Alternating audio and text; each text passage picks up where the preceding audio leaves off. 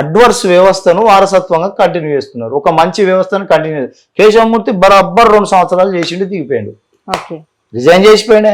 ఆయన పోతానని చెప్పిపోయాడు, వెనకలు పెట్టిళ్ళు అప్పుడు. ఓకే ఎలాంటి ఇప్పుడు ఒక్క రోజు కూడా ఎక్కువ ఉండలే ఆయన.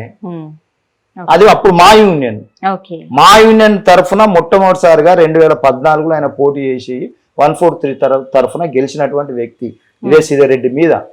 మరి మేము ఒక్క రోజు ఎక్కువ పాలించలేదే, కూర్చున్నారు. ఇదే ముందే రిజైన్ చేసి కథం చేసేసి ఆడ కమిటీ వేసినాం, ఎన్నికలు పెట్టినాం. మరి మీరు మీ ఐజీలో గెలిచిన సీతారెడ్డి మీకు గెలిచిన 4 నెలలు పాలించిన పోయినసారి వాళ్ళు మేము వద్దా అని అంటే మీకు యూనియనే కదా, 4 ఏళ్ళు ఎన్ని మస్తు సార్లు అడిగినాం, ఏం సార్ ఎన్నికలు పెట్టులు అంటే ఆయన పెట్టలే. ఇప్పుడు ఆయన మా యూనియన్ ఉన్నాడని మమ్మల్ని విమర్శించు కరెక్టా?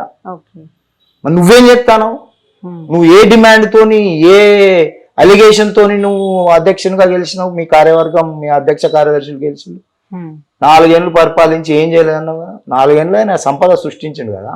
సరే ఆయన ఓడిపోయిండు, ఎందుకు ఓడిపోయిండో అది పలు కారణాలు ఉంటాయి, ఇది కూడా ఒక కారణం కావచ్చు, 4 ఏళ్ళు పరిపాలించిండు అనేది.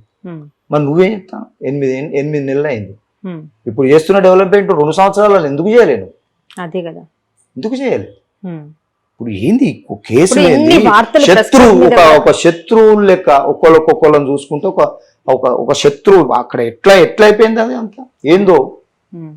ప్రెస్ క్లబ్ మీద కూడా ఇన్ని వార్తలు రావడానికి గల కారణం మెయిన్ నాగరాజ్ సార్ అంటే డిక్టేటర్షిప్ చేస్తున్నారు అని. నేను డిక్టేటర్షిప్ అంటే ఏమంటున్నా అంటే కార్యవర్గంలో ఇప్పుడు మా వాళ్ళని అడుగుతా, 13 మంది ఉంటారు కదా, అరే దీని సంతకం పెట్టిలారా బాబు అంటే మేము పెట్టలేదు మాకు తెలియదు అంటారు.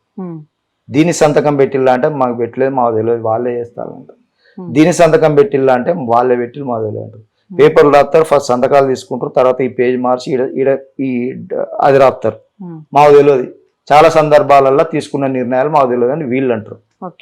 ఇక దాన్ని ఆ నిర్ణయాలు తీసుకునే వ్యక్తులను ఏమంటారో అదే అప్లికబుల్ అవుతుంది, అంతే కదా, అదే అవుతుంది కదా.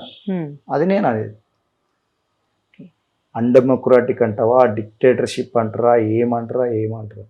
నా స్థాయిలో ఇదే కేశవమూర్తి అన్నాను నాతో, నీకెందుకు బ్రదర్ ఇదంతా లొల్లి, ఎందుకు ఒక ఎంపీగా ఆస్పిరెంట్గా ఉన్నావు, పోటీ చేయడానికి ట్రై చేసినావు, నీ ఫాదర్కు నీకో చరిత్ర, యూనియన్కు నీకో చరిత్ర, ఈ ప్రెస్ క్లబ్ గురించి మరి ఆ ప్రెస్ క్లబ్నే గొడవలు అవుతాను కదా.